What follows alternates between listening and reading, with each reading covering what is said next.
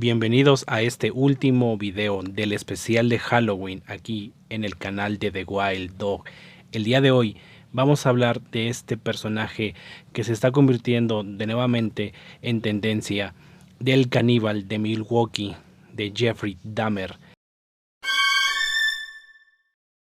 Vamos a estar hablando muy breve acerca de la vida de Jeffrey, ya que hay muchos videos hablando sobre este tema, pero vamos a enfocarnos más en las víctimas y en cada una de ellas, en los juicios y en las declaraciones de los familiares y de la última sentencia que le dieron a Jeffrey, y asimismo sus últimas palabras que dio ante el juez. No te olvides de suscribirte y activar la campanita para que así estés al tanto de todas las notificaciones.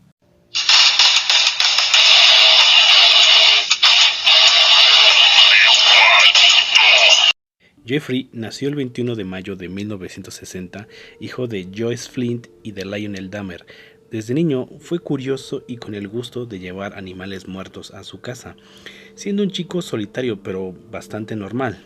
Siendo de una familia de clase media, a los años sus padres tienen otro hijo llamado David Dahmer, cuyo hermano se sabe que después de todo lo sucedido con Jeffrey decidió cambiar su nombre y jamás se presentó a ningún juicio de su hermano. En su etapa de adolescente ya era algo bastante popular en su escuela. De hecho, era el típico chico que hacía bromas e incitaba a hacerlas, ya que se tiene la falsa idea de que hasta después de su arresto fue popular. Durante su niñez, él jamás sufrió de algún tipo de maltrato o abuso físico a su cuerpo o a su intimidad que pueda justificar sus actos de homicida. Jeffrey sí logra llegar a graduarse de la preparatoria. Cuando Jeffrey tenía 18 años y después de graduarse, sus padres deciden divorciarse, pero tampoco esto es una justificación por sus actos de homicidio. En sus años de juventud, la homosexualidad era el máximo tabú. En Dahmer empezó una inclinación sexual hacia los hombres. Relata que en sus fantasías sus amantes estaban inmóviles, inconscientes o muertos. Sabía que eso no era normal y le aterrorizaba. Empezó a beber en grandes cantidades, pero sus impulsos eran demasiado fuertes como para adormecerlos con cerveza o para engañarlos con un maniquí que escondía en el armario de la casa de su abuela. Él era algo callado y algo tímido. De hecho, Dahmer era un hombre muy educado, hablaba con calma y con un raro carisma. Tenía un aspecto físico bastante atractivo, alto, rubio, ojos azules, en buena forma, aunque tenía una forma de andar extraña, con los brazos pegados al cuerpo, que se acentuaba por sus hombros caídos y echados hacia adelante. Los mismos vecinos, que no sospechaban de él, pensaban que estaba cocinando algunos guisos, algunos caldos, que por eso hervía los restos, pero pues a final de cuentas eran restos humanos que lo usaba para separar la carne de los huesos. El modo de operar de Dahmer consistía en captar a un hombre que a él le gustase. Se acercaba, le hacía plática y de alguna manera convencerlo para llevárselo a su casa. Posteriormente, drogarlo para que así perdiera el conocimiento, para después intervenirlo descuartizándolo y teniendo relaciones con los cadáveres. En ocasiones, comer hasta partes de sus cuerpos y guardar algunos trofeos de carne para que así él pudiera tener algún tipo de excitación. Además, solía fotografiar todo el proceso de todos sus crímenes. A palabras de Dahmer, sus dos primeros asesinatos ocurrieron sin ser planeados. El primero lo hizo cuando él tenía 18 años, a un chico al que le había prometido llevarlo a un concierto. 8 años después de eso, despierta junto a un cadáver en un hotel y ya sea por el exceso del alcohol o por algún estado disociativo. Dahmer no estuvo consciente de haberlos asesinado.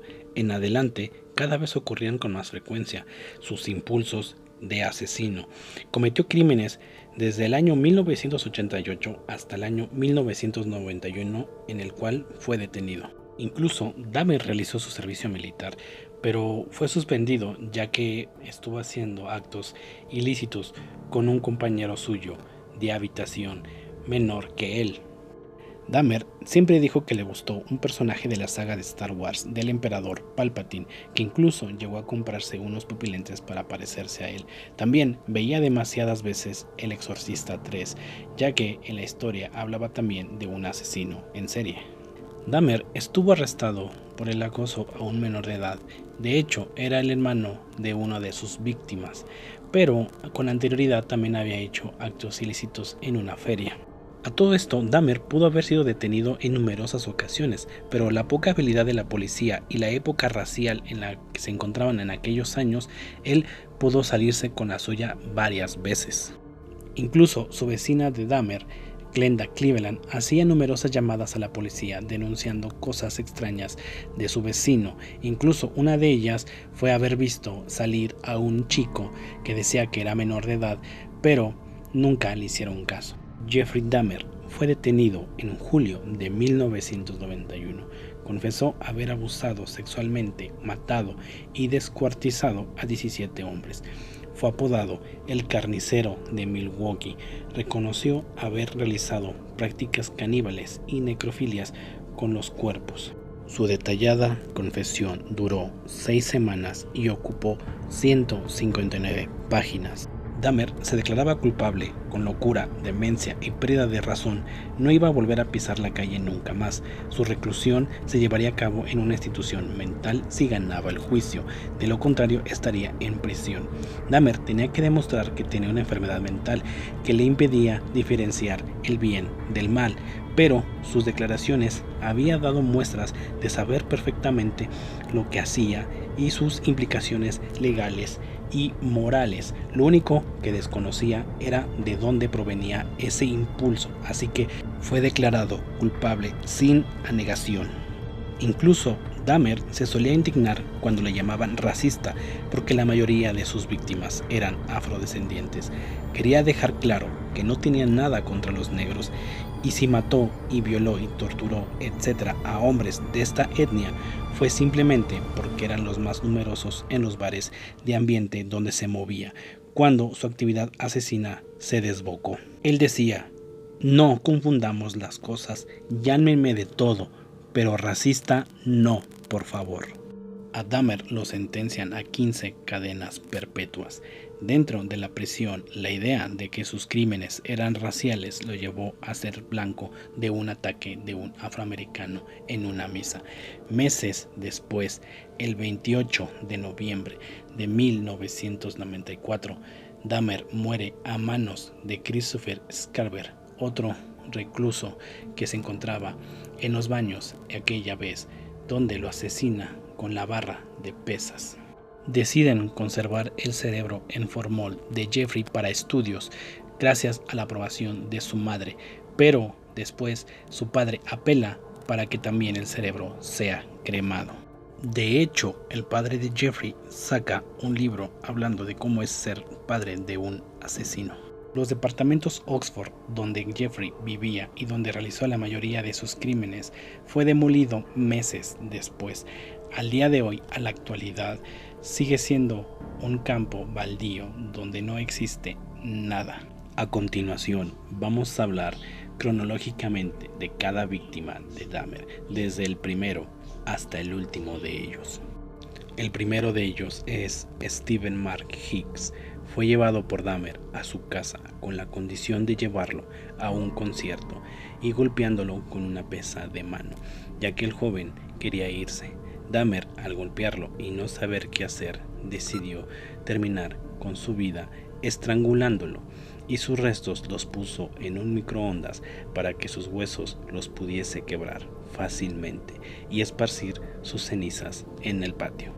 La segunda víctima de Dahmer fue Stephen Walter Tuomi, teniendo una cita con Dahmer en la noche del 20 de noviembre de 1987. Al día siguiente despertó junto al cadáver, que tenía múltiples golpes y muerto a causa de ellos, diciendo que no recordó nada de esa noche, llevando sus restos a la casa de su abuela y lo terminó desmembrando, y nunca se encontraron sus restos. La tercera víctima fue James A. Dockstader, la víctima más joven de Dahmer, con 14 años. Dahmer convenció al joven para ir a su departamento, después de conocerlo afuera de un bar gay en Wisconsin, el 16 de enero de 1988, ofreciéndole $50 a cambio de posar para unas fotos al desnudo. En el departamento estranguló al chico y teniendo por una semana en el suelo el cadáver de Doug Stator para luego desmembrarlo. La cuarta víctima fue Richard Guerrero. Guerrero, con 22 años, estaba en la habitación de Dahmer la noche del 29 de marzo de 1988. Después de ser drogado, fue estrangulado y desmembrado para luego ser disuelto en ácido. Dahmer solo conservó su cráneo para mantenerlo por semanas en el sótano. La quinta víctima fue Anthony Lee Sears. Sears, con 24 años, fue a la casa de la abuela de Dahmer pensando que sería una cita el 25 de marzo de 1989. Luego de unas horas, Sears perdió el conocimiento a causa de la droga que le dio Dahmer. Ya en el suelo, Dahmer lo estranguló y el resto de la velada lo desmembró y poniendo sus restos en las bolsas de basura, y también decidió quedarse con el cráneo y los genitales de Sears. La sexta víctima fue Raymond Lamont Smith, un trabajador sexual de 32 años. Conoció a Dahmer en un bar y acompañándolo a su departamento, pensando que sería un servicio más, siendo drogado y estrangulado y desmembrado esa misma noche y conservando su cráneo de Raymond. La séptima víctima fue Edward Warren Smith. Ed tenía 27 años, siendo de las pocas víctimas en tener relaciones previas antes del crimen. Conocidos de Ed dijeron que él se había hecho amigo de Dahmer y el 24 de julio de 1990 fue la última vez que vieron a Ed. Dahmer lo estranguló y disolvió su cuerpo en ácido y de igual forma se quedó con el cráneo.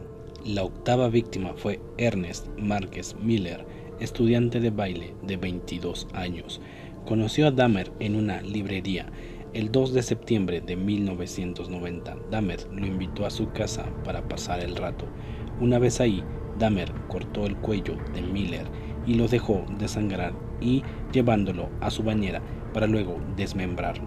Con Miller conserva todo el esqueleto, guardando el corazón, bíceps y piernas en el congelador con la intención de comérselas más adelante. La novena víctima fue David Courtney Thomas. El 24 de septiembre de 1990, el joven fue al departamento de Dahmer con la promesa de recibir un pago por posar desnudo. Después de unas horas, drogó al chico, cayendo inconsciente y realizando su típica práctica, el estrangulamiento y el posterior a su desmembramiento. Años después se encontraron las fotos de Thomas mientras Dahmer lo cortaba. La décima víctima fue Curtis Durrell Strauter, un chico de 17 años. Él estaba en la parada del bus cuando Dahmer se le acercó. No se sabe cómo Dahmer convenció al chico de que lo acompañara a su departamento. La noche del 18 de febrero de 1991, Curtis fue asesinado con violencia. De él solo conservó el cráneo, manos y genitales. La onceava víctima fue Errol Lindsay. Si de violencia hablamos, pocos se comparan con el asesinato de Errol, un joven de 19 años. De acuerdo con el reporte del forense, Dahmer asesinó a Errol después de haberle perforado el cráneo y vaciarle ácido clorhídrico en el cerebro. Luego lo asfixió, terminándolo desollándolo. Guardó su piel y conservando el cráneo de Errol. La doceava víctima fue Anthony Hughes, un hombre sordo de 31 años. Dahmer lo invitó a su departamento para que posara desnudo en un proyecto artístico el 24 de mayo de 1991. Hughes fue estrangulado y dejando el cuerpo ahí tal cual 3 días, luego terminando con él y conservando su cráneo. La tercera víctima fue Conerak Sintansófono, de 14 años, otra víctima joven de Dahmer. Quizás con él las víctimas hubiesen terminado, pero la policía no puso atención a las denuncias previas de una vecina de Dahmer llamada Glenda Cleveland. El 27 de mayo de 1991, Conerak, aturdido, logra salir del apartamento de Dahmer pese a la droga y el agujero previo que le había hecho Dahmer. Dahmer no se encontraba en la habitación ya que él salió por unas bebidas. Al llegar, nota Dahmer que hay una policía junto al chico y Dahmer convenciendo a los oficiales de que él era su amante y que gustaba de alcoholizarse y drogarse, que no tenía 14 años, sino 19. Incluso los oficiales ayudando al chico a regresar al departamento de Dahmer, y pese al mal olor, no hicieron nada más que no meterse en la relación de dos homosexuales. Luego de esto, Dahmer mató a Conerak al estar molesto por lo sucedido. Dahmer fue cruel con los restos de Conerak y conservó su cabeza en el congelador por meses. La 14ª víctima fue Matt Cleveland Turner, un joven de 20 años de Chicago. Conoció a Dahmer después del desfile del orgullo gay el 30 de junio de 1991. Dahmer convenció a Matt que lo acompañara hasta Milwaukee y que posara desnudo para él. En el departamento, Dahmer drogó y estranguló al chico, descuartizándolo, consumiendo sus órganos y guardando su cabeza en el congelador y el torso, que de igual manera tenía pensado comer. Dahmer compró un tambo de una capacidad de 57 galones. La 15ª víctima fue Jeremías Benjamin Weinberger. Tenía 23 años. El 5 de julio de 1991, Dahmer llevó a Jeremías a su departamento y ahí le perforó el cráneo y le inyectó agua hirviendo. Luego le cortó la cabeza, que conservó en su congelador. Luego, terminando de desollar y luego desmembrar el cuerpo. Su torso fue encontrado junto al de Matt en el tambo de plástico de 57 galones. La 16ª víctima fue Oliver Joseph Lacey.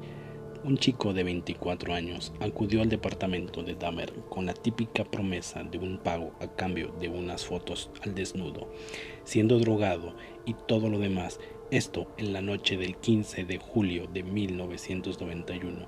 El cuerpo de Lacey fue desmembrado sin piedad.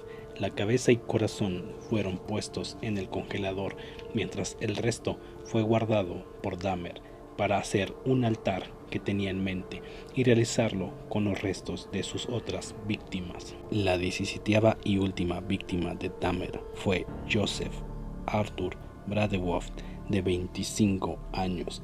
Él se mudó a Milwaukee para encontrar un buen trabajo que pudiera mantener a sus hijos. Se cree que Dahmer le ofreció dinero por las fotos y el 19 de julio de 1991 asfixió a Joseph en la recámara, decapitándolo y desmembrándolo. 2 días después, su cabeza fue encontrada en el refrigerador, mientras su torso estaba en el tambo de plástico. Tracy Edward fue la víctima que escapó de las manos de Dahmer con vida.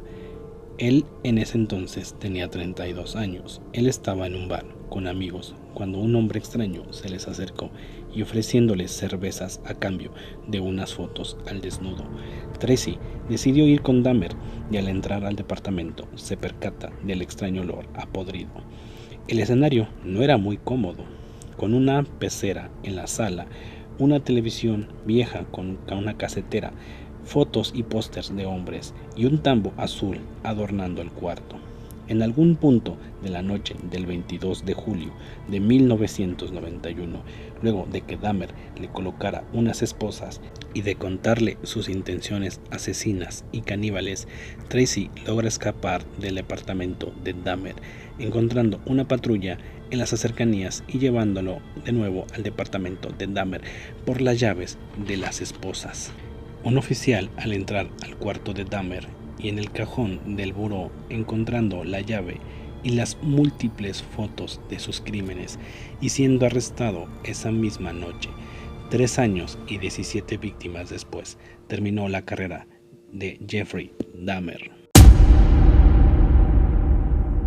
A Jeffrey se le detecta un trastorno raro llamado esplagnofilia, por la excitación de ver órganos de un animal entre las manos y el sadismo que involucra el estudio de lo que hay dentro de un cuerpo. Su madre de Dahmer muere en el año 2000 a causa del cáncer de mama. Su padre vive al día de hoy en Ohio con su segunda esposa, Sari a sus 86 años y se jubiló hace 2 décadas. A continuación, dejaré unos fragmentos de unos videos cuando estaban sacando todo del departamento de Dahmer, junto con el refrigerador y el tambo azul, como asimismo la declaración que dio Dahmer hacia el juez y hacia las familiares de las víctimas, y las mismas familiares dando su declaración ante Dahmer y ante el juez de todo su sentir. Y así concluiremos el video.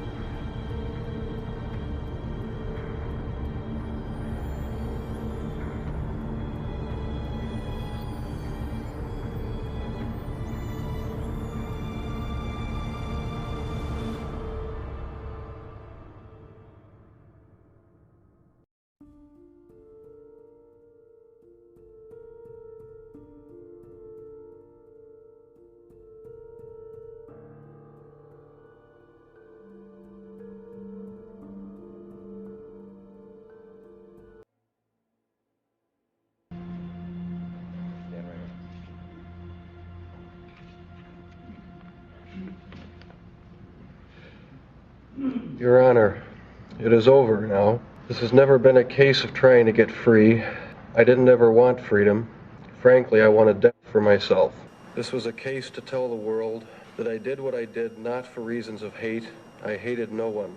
I knew I was sick or evil or both. Now I believe I was sick. The doctors have told me about my sickness, and now I have some peace. I know how much harm I have caused. I tried to do the best I could after the arrest to make amends, but no matter what I did, I could not undo the terrible harm I have caused. My attempt to help identify the remains was the best that I could do, and that was hardly anything. I feel so bad for what I did to those poor families, and I understand their rightful hate. I know I will be in prison for the rest of my life. I know that I will have to turn to God to help me get through each day. I should have stayed with God. I tried and failed and created a holocaust. Thank God there will be no more harm that I can do. I believe that only the Lord Jesus Christ can save me from my sins. I have instructed Mr. Boyle to end this matter. I do not want to contest the civil case. I've told Mr. Boyle to try and finalize them if he can. If there is ever any money, I want it to go to the victims' families. I've talked to Mr. Boyle about other things that might help ease my conscience in some way of coming up with ideas on how to make some amends to these families, and I will work with him on that. I want to return to Ohio and quickly end that matter so that I can put all of this behind me and then come right back here to do my sentence. I decided to go through this trial for a number of reasons. One of the reasons was to let the world know that these were not hate crimes. I wanted the world in Milwaukee, which I deeply hurt, to know the truth of what I did. I didn't want unanswered questions. All the questions have now been answered. I wanted to find out just what it was that caused me to be so bad and evil. But most of all, Mr. Boyle and I decided that maybe there was a way for us to tell the world that if there are people out there with these disorders, maybe they can get some help before they end up being hurt or hurting someone. I think the trial did that. I take all the blame for what I did. I hurt many people. The judge in my earlier case tried to help me, and I refused his help, and he got hurt by what I did. I hurt those policemen in the Conorak matter, and I shall ever regret causing them to lose their jobs. And I hope and pray that they can get their jobs back, because I know they did their best, and I just plain fooled them. For that, I am so sorry. I know I hurt my probation officer, who was really trying to help me. I am so sorry for that, and sorry for everyone else that I have hurt. I have hurt my mother and father and stepmother. I love them all so very much. I hope that they will find the same peace I am looking for. Mr. Boyle's associates, Wendy and Ellen, have been wonderful to me, helping me through this worst of all times. I want to publicly thank Mr. Boyle. He didn't need to take this case, but when I asked him to help me find the answers and to help others, if I could, he stayed with me and went way overboard in trying to help me. Mr. Boyle and I agreed that it was never a matter of trying to get off. It was only a matter of which place I would be housed the rest of my life, not for my comfort, but for trying to study me in the hopes of helping me and learning to help others who might have problems. I know I will be in prison. I pledge to talk to doctors who might be able to find some answers. In closing, I just want to say that I hope God has forgiven me. I know society will never be able to forgive me. I know the families of the victims will never be able to forgive me for what I have done. I promise I will pray each day to ask for their forgiveness when the hurt goes away, if ever. I have seen their tears, and if I could give my life right now to bring their loved ones back, I would do it. I am so very sorry. Your Honor, I know that you are about to sentence me. I ask for no consideration.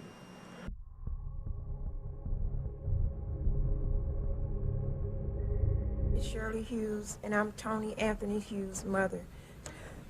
I would like to say to Jeffrey Dahmer that he don't know the pain, the hurt, the loss, and the mental state that he had put our family in. My name is Dorothy Straughter. I'm Curtis Straughter's mother.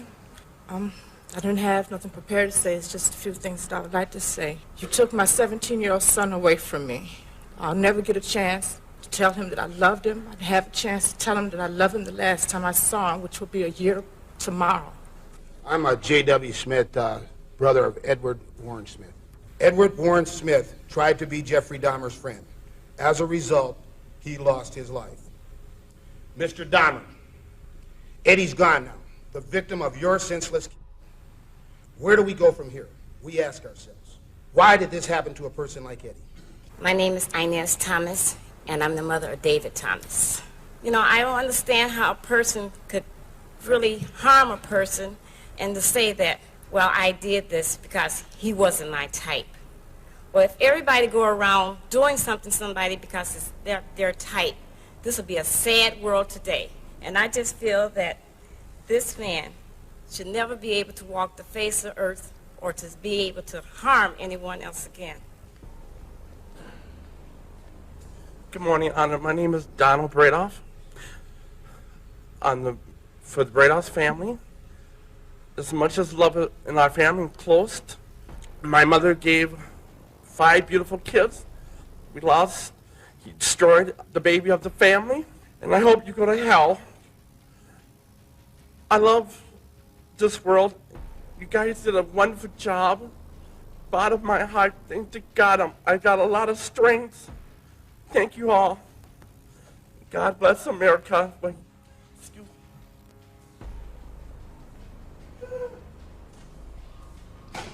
My name is Rita Isbell, and I'm the oldest sister of Errol Lindsay.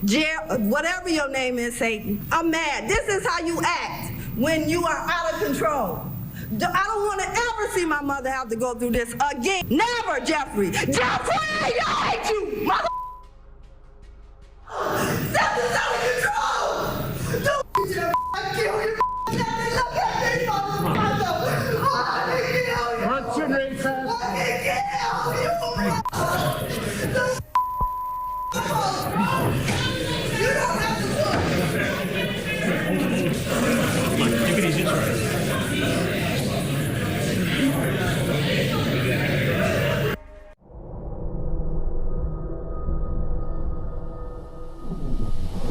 turn to the right, like the fish tank is here. I'm turning all the way over here.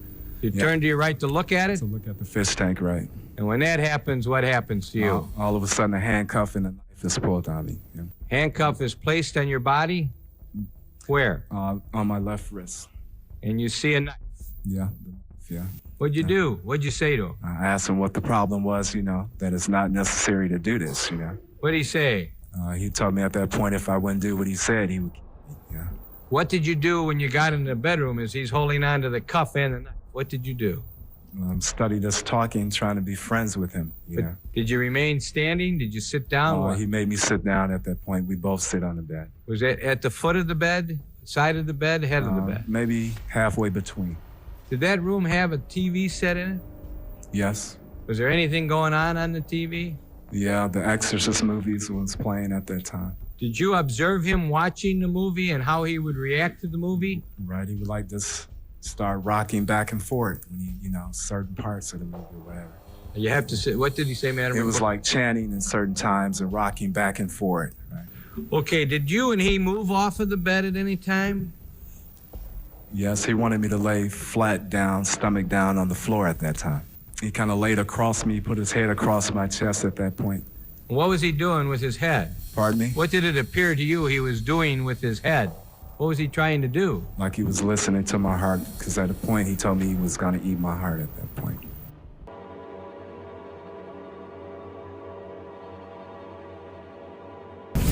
Thank you, ladies and gentlemen of the jury. It's been 3 weeks, and it's been like a long time, I know, for you, and it's been for us as well. I am advocate for the people of the state of Wisconsin. I've been in that role for a long time. I'm very proud and very happy to be doing it. First, we started out by saying the burden of proof in this case is on the defendant. That's unusual in the system of justice. But what we say in the state of Wisconsin is Jeffrey Dahmer has killed 15 people. He sits here in this courtroom, convicted of being a killer. He now asks you not to hold him responsible for those killings. This guy decided that he is going to make Stephen Hicks die so that he can extend his sexual his pleasures.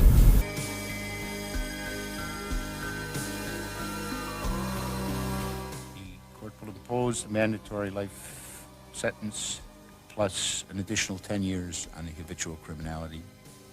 15 life imprisonment with parole eligibility to be 70 years after the inception of that sentence to be consecutive to count 14. Believe I have, and I intended to follow the recommendation of the state.